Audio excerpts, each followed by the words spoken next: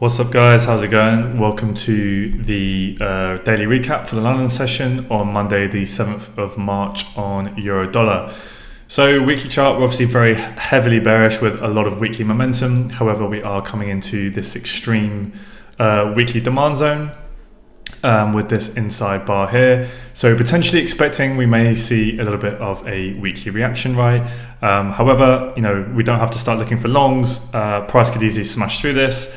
Etc, etc. We can let the lower time frames guide us before we really need to start thinking about a weekly pullback. But we just do have to be aware that we are in a decent weekly demand zone, right? But kind of until you start to see, well, from a weekly perspective, until you at least see the 4 hour starting to shift bullish, we can still continue to have that intraday short bias following this momentum. Daily, we did hit this refined demand zone within the weekly zone. Okay, with this pivot this pivot demand zone within here. Okay, yes, the next candle didn't fail to close above the previous candle's high, so you can actually refine it to this candle here. I could cycle through the time frames and find the perfect candle, but I know this is valid demand. So for me, I'm happy to be a little bit more, let's say, loose and draw it in this manner. But I could go on the 2-day or the 12-hour or whatever and try and find the perfect candle. But I can clearly see, right, that we had this sell to buy for the demand that stepped into the market. We have inducement here in the leg as well. It's the extreme unmitigated daily demand within the weekly demand, right? Potentially could come for something within these wicks, but really, if we kind of look at the last full candle, that's a pretty clean daily zone. So there is potential we could see a bit of a decent daily pullback from here, but like we said, a lot of momentum. So I still think you can still look for those pro M15 trend shorts with the momentum, but be a little bit more quick with any targets on your shorts. Because we don't know how far it's going to go, right? We could start to see a decent pullback as we are extremely overextended now. But I'd probably be looking for at least 4 hours to start to switch bullish before you would consider that deeper daily pullback, right? So jumping out to the 4 hour chart, again, we can see massive momentum. At the moment, I am using discretion for the 4 hour and the M15 now for my structure, but to give you a rough rule, I'd be looking for around double what we were looking before. So now about 80 pips on the 4 hour chart and 30 pips on the M15. So for me, that was to classify enough as a swing pullback, and then this one being one leg down, so playing within this swing range as things stand. So we did mitigate a 4 hour demand zone within that daily zone, and we had a bit of a reaction at the market open, and we're looking to see if price would come into this refined pivot supply zone here. However, it tapped into the prior buy to sell range supply. Okay, so it's not too surprising, we've now mitigated that, and it's looking like we're coming for this weak 4 hour low. Okay, so despite being really oversold, we can see this with this momentum. As soon as it pulled back into that 4 hour supply zone, which was actually a flip because we had this 4 hour demand, right? That's the base of the reaction to the top of the reaction. So that's the pull back into that demand to supply flip range, right? And then we continue that sell off there. So what I would probably want to see before we start to really think about a pullback is potentially we may take out this low, right? Which would then give us this being our nearest 4 hour internal high. And then we may get a 4 hour chock. And then that's when I'd start to potentially think about a 4 hour pullback. But until we get a bullish 4 hour chock, I wouldn't even be thinking too much about that pullback just yet. So if we take a look at the 15-minute chart, we have a very nice clear M15 swing range here, right? We're playing between this swing high and this swing low. During Asia, we did have this bullish change of character here on the M15 because that was our last down movement. Right, all of those candles broke the prior candles low. Then we took the internal high. Okay, so that's a decent sign we're having a pullback. But at that point, as you can see, we were already above the premium on the M15. We'd also pulled back into that prior swing range, right? And often when that happens, once you come into this prior swing range, that's when you can see that lower high start to form. Of course, ideally, price would have come up to our 4 hour supply, and even more ideally, our refined M15 supply within there. But it doesn't have to, right? Once there's a lot of momentum, we've pulled back up into the premium, we've pulled back into this prior supply range. Essentially, this would be, if you go on the 8 hour, that would be your 8 hour supply. But more so like the prior swing range as a whole, you can often start to see price move down. So what confluences can we look for to tell us that potentially the pullback is over if we have not mitigated our 4-hour or M15 supply, right? Because there is no supply at this level. Well, what we look for is an M15 change of character, right? Which we obviously got here because that was the up movement, the down movement. And then we didn't take this high until here, yeah. So then we pull back, right? And then we continue up, and then we have the bearish chock here, okay? Which then gives us our fresh M15 supply that caused the bearish chock, and then boom, that's a high probability short position pro trend to then look to target this weak low here. We also have a sweep of liquidity, which is the other thing as well you want to often see is when there's a sweep of liquidity. Right, we sweep that, and then we have the bearish chock that gives great confluence for us completing that pullback, and then this becomes a really high probability area to look for pro M15, pro 4-hour, etc., etc. Right, it's pro all of the higher time frames to look for those short positions to the downside.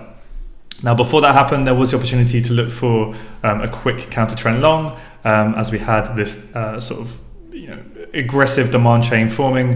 We had a mitigation here, right? We just about broke and closed above these highs here, giving us another demand within here, and you could have looked for a quick long, but it is aggressive. It's counter trend, right? We're already in the premium of the M15 range, but if you're getting in with an M1 entry or whatever, right, you can take off your profits at the high and get in and out. But once we had that chock and the sweep, this is the trade, right? This is the one you want to be concentrating on, and this is when it's all systems go to start, really looking for shorts, and you can be a lot more aggressive with your entries and play the continuations within here to now try and target this low. So I missed the initial long within here, and then I got stopped out on a short within here. Hesitated on a flip within here, and then I took a short around here for a quick 5R, and I'm now kicking myself as I'm looking at this price action, as it's looking like we're going to go for that low, and I've left a ton of profit on the table, but it is what it is. I'll talk about that in more detail as we get into it. But the lessons, really I want all of us to be concentrating on, because we can get into M1 entries, but it's really nailing and understanding M15, and that's why I posted that M15 markup yesterday in the markup channels for basically recapping the whole prior week's price action on Eurodollar on the M15. So please take a look at that if you haven't already, because once you understand the M15 price action and the POIs, or when price action is shifted and that pullback is now over, that's what then gives you that permission to start really looking for those short entries and putting your foot on the gas and starting to get a bit more aggressive, because everything's now aligned, and then this move is what you're trying to catch, right? Rather than getting too caught up and trying to play the longs and things within here, okay? So yeah, once we had that sweep of liquidity, we got the bearish M15 change of character, we pulled up to the premium of the M15 range, right? We'd mitigated this prior supply range. Yes, it would be better if we'd come into the 4-hour supply, and even better if we'd come into the M15 supply. But once we're back within here, we have the sweep on the chock, right? It's all systems go now to now look for shorts to try and get that movement there, okay? Cool, so if we take a look at the M1, it does look pretty messy, but I'll try and explain this as best I can. So if we kind of concentrate on the long initially, so price came into our M15 demand zone, right, as part of this M15 chain. So we had two sort of levels on the M1 where we could look for entries. We have this level here, okay, which this was a flip zone. So this supply here, just about broke that low. Price then comes into that supply, reacts and pushes up, giving us this M1 supply zone here. Nothing that I would ever set a risk entry on, but then price comes into it, right? Takes the low, which then means this is our internal high. So then we get our bullish change of character, decent amount of momentum, and then that could have been your M1 confirmation entry within here. I missed this. I was doing some stuff on Discord and I just ended up missing it, to be honest. And it's not the most amazing trade in the world, but it's definitely a valid trade if you want to play that counter trend long. Depends on what you have within your plan. You could just do for counter trend trades, set and forget 5R, or maybe you want to use technical targets. I would definitely take the majority of your volume off at the nearest M15 internal high. Okay, so a bit more of an aggressive trade, but definitely one that is valid. It's one that meets my plan, but yeah. So then we had that big aggressive momentum up. Now at this point you could have continued to look to keep playing, I'll open this up on split screen, M15 longs, but right, you have to understand that, again, it's getting, the higher it goes, the lower and lower probability it is becoming, because you're pushing higher up and higher up into the M15 premium. But more so, if you were looking at longs from here, right, there's a few things. The main point I'm trying to make here about the M15, if we can just get this to go, is that at that point here, when price is coming back down, what has the M15 done? Well, the M15 has failed, right, to close above this high. So as it's coming back down, you can clearly see now it's a sweep. This low is going to be likely very weak because it's failed to, cause price to close above that recent high. It's coming down with a lot of momentum. This M1 zone has no inducement. It did sweep, so that is one thing in its favor. But yeah, that just, in my opinion, is a lot lower probability to keep paying the longs from this level compared to the prior one here. So hopefully you guys can see the difference, right? This demand here, at least right, it caused the price to close above the high. So there's a bit more strength behind this low. Whereas here, right, price had failed to close above the high. You can see it's aggressively like shooting up and shooting back down. It's very likely that this is now a weak low, right? So then price comes into here, and this dashed line here is the bearish M15 change of character. So now this is where you really want to be, sitting up in your seat and looking to get involved, because this is now, a lot higher probability to be trying to catch that short movement there. So the reason why I would have this demand marked up is not necessarily to look for longs from, but to see the interaction of what happens afterwards, then help us to look for where to get short. Because once we have this M15 change of character, we then identify our M15 supply. We can then look within that blue box and go, okay, where are the M1 POIs in which I want to short from? Well, really, I can only see two. I can see this buy to sell here, or I can see this level here. Well, this one I much preferred. Why? Well, it flipped this demand level, right? Price came into it, it reacted, clearly failed to put in a higher high, supply took over, and then it led to that M15 change of character. And it also took out the demand zone, right? So this becomes an M1 flip. It also swept liquidity. It had inducement here, right? Price came down like that. So that gives us a structural high with liquidity behind that as inducement. I feel like I'm talking a little bit fast here, but hopefully you guys are with me. Essentially, again, to keep it simple, the M15 to pull back to premium. We'd had an M15 sweep with liquidity. We then had our M15 change of character, which is this dashed line here. We then have our M15 supply zone, and when simply instead of just setting a limit on the M15 zone, which you could do, we're looking for M1 zones within there for then us to refine our entries and look for more confirmation within. For me, this was a very random M1 zone, right? It didn't flip anything within here, right? It didn't react to anything. There's nothing here. It's all kind of just one straight movement down. Didn't sweep in liquidity. For me, it's just kind of a bit random. Whereas this one, it flipped this demand level here, right? It reacted and then overpowered it. So demand flips to supply. It swept liquidity. It has inducement. So I was happy to set a risk entry here. Again, this is kind of one of those things. It's debatable whether you classify this as a pure risk entry or confirmation entry. But for me, a confirmation entry would have been waiting for price to come into this M1 zone, right? Then waiting for another M1 choke like that, and then taking that entry. That's how I would classify that as an M1C from that level. Okay, so you could have waited for that. I took a -1 hour loss here, so I didn't take this trade. I took a -1 loss here. It then reacted from this zone here. It is M1 supply, but not anything that has enough confidence for me to want to take that, right? And then it sold off. So there was no, if price had to stop me out, come into here, and then done that, and given an M1 confirmation entry, yes, I definitely would have been looking to take that all day long, but it didn't. Excuse me. Then it aggressively sold off, okay?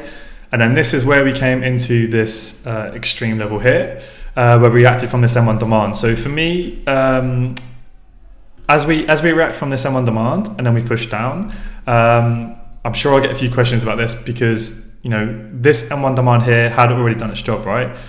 Price had come into here, kind of filled up the orders and gave that movement there.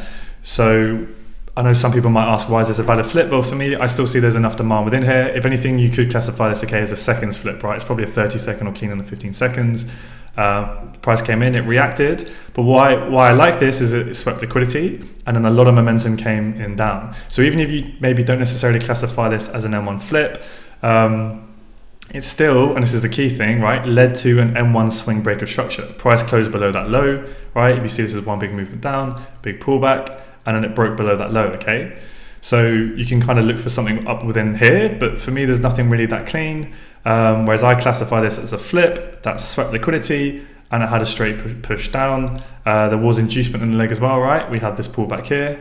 So what you can also do, especially as this wick did mitigate the distal of it, is you can refine it like that. Okay, so yes, ultimately this M1 zone did fail, but you should have covered the high, right, the high of this movement, and you can see it didn't quite breach that. So yeah, it's a bit more of an advanced entry, but that's essentially how you can play continuations further in the leg, right? It's a flip, that swept liquidity, led to an M1 swing break of structure, and it has inducement in the leg.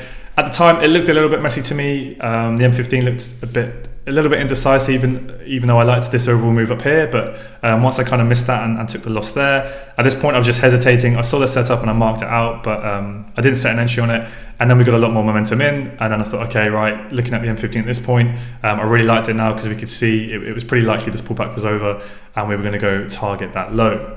So once I'd missed this, and then it played out, and then we had a hell of a lot of momentum, right? I'm now looking within essentially this M1 swing range, right?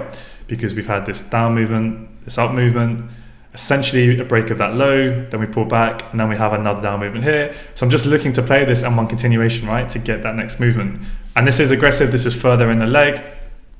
But this is what I'm trying to say at the start, right? Once you feel like you've seen what you need to see in the M15, we've had that higher time frame pullback into premium, sweep of liquidity, the M15 change of character. It's mitigated now that M15 supply.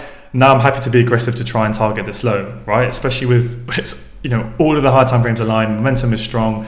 I want to get short, right? So it's just about finding the area in which you can get short. So at this point here, right, where am I going to get short? So this has been mitigated, right? You can clearly see that, right? It's already tapped into here. So, this has been mitigated. There's nothing really clear. There's really, all there is this wick, or there's this buy to sell that flipped this level here, right? So this for me is valid demand. It broke this internal high here. Okay, price comes into it, it reacts, it mitigates that, and then we get the momentum. So this is a really aggressive entry because there's no inducement. For me, it's not a valid sweep because that's all part of the down move, right? They will break the price candles low, so that would be a sweep on seconds, but not on the M1. So even me, I was hesitating at this point. I wasn't in love with it, but the way I saw it was I could get at least 5-1 to that low. We had M15 demand here, and that was enough RR for me to want to take that, simply because I'm being aggressive because of the way the higher time frames are at this point. And I felt that the chances of this zone failing and pushing higher, were slim. And if it came up and stopped me out and it reacted from the extreme, then I would look for a confirmation entry to try and get into here, okay? But the reason why I'm being aggressive is because of the higher time frames. That's the point I'm really trying to drive home here of when to do this. Otherwise, on its own, this is not the best M1 entry model. But we'd swept liquidity up here, we'd had a flip, everything else was really mitigated other than this messy wick. But I didn't really see that as a clean M1 POI, so this was the cleanest for me. So as price pulled back, I was happy to set my entry. In terms of management, let me just get this. I feel, I'm not gonna lie to you, I've got a pretty sick feeling in my stomach right now, seeing which way it's gonna go. It's easy to kick yourself in hindsight. It was pro all higher time frames, and I've got my head in my hands here. But basically the way I saw it was we were coming into this M15 level of demand. I did not expect this M15 level of demand to hold because it's on a weak leg, right? All it did was cause this M15 change of character. The pullback's already filled its objective, so I'm expecting this low to go. But because I'm entering so low in this leg and we were coming right into here, a little bit of a bounce could have stopped me out. So because it's an aggressive trade and because I'm entering further in that leg, I was happy to take my profits there for just under 7R. But that's a pretty painful one. I'm not going to lie. So it is what it is. Lesson on that one. But I kind of want you guys to kind of the real main key point here is that once the M15 has had that pullback, we then get the M15 change of character, signifies the pullback is over.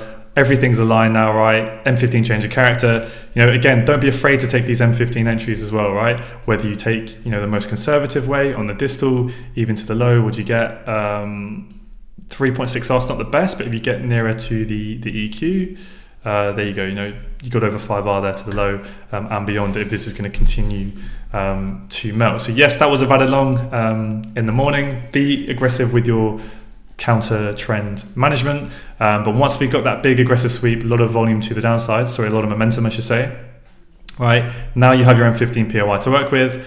Look for 2 M1 POIs within there. This one to me just made a lot more sense, had a lot more confluence. It was an M1 flip zone that swept liquidity and had inducement. So I was happy to set my limit there. You could have waited for a CE. That one for me just it's a bit of a random M1 zone in my opinion, so not one I would set a limit on. And then when we came down lower, this is also a valid continuation, right? It's a flip that swept liquidity, also has no inducement. You can refine it like that. I hesitated a little bit on that one, and then it went. And then at this point, right, I'm viewing it as basically this M1 swing leg now. Okay, waiting for the pullback.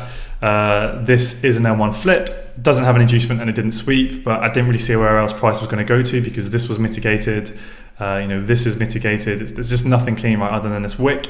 So I was happy to set my limit on this one. And there's no confirmation from there. It was just messy at that point, so I just set my limit, set and forget at that point. I don't want to mess around with partials or anything. I wanted to be having aggressive management. I was even considering doing 5-1 there, but I thought if I'm going to take an aggressive entry, I want RR to try and maximize my RR a decent amount. So I targeted this next M15 demand because, like I said, right, it could have had a bit of a bounce then and potentially stopped me out before going. But yeah, it looks like it's just absolutely died, and I do feel like a bit of a mug. I'm not going to lie, but only in trading can you make decent money and still feel like that. But yeah, I mean, I'm not used to these market conditions where price is literally just tanking and tanking and tanking. So it's a learning curve for me as well here, and I'll review this more at the end of the day. But yeah, so in terms of coming into New York, obviously probably with this volatility is not going to change in the next few hours, so I'll mark that up. But it's looking like, again, if we can get a 4-hour closure below this low, then we'll have another 4-hour flip zone to work with. And I think whilst this momentum is still high, right, just keep following that order flow. Why do anything, right? Trends can go on for longer than we think. So just going to continue to look for those pro trend shorts ideally, and continue to play within that next swing range. So it looks like, yeah, we do now have that confirmed M15 break of structure. Okay. There's not really any flip within here. So yeah, I'll mark that up as we come into New York. Let's have a look. All of these candles are pretty messy, to be honest. Probably looking at this buy to sell here. And we can see how price comes back into this level later on. If you want to look to play any counter trend stuff, at a bare minimum, I would wait for an M15 change of character at a bare minimum. But really, really pro trend stuff is what you want to be focusing on at the moment. With this momentum. So I hope that makes sense. Study this. Really the key is, right, once you've got all the higher time frames aligned, then you can be a lot more aggressive with putting your foot on the gas and looking for those short entries. So I'll leave that there, and I'll see you in New York. Cheers, guys.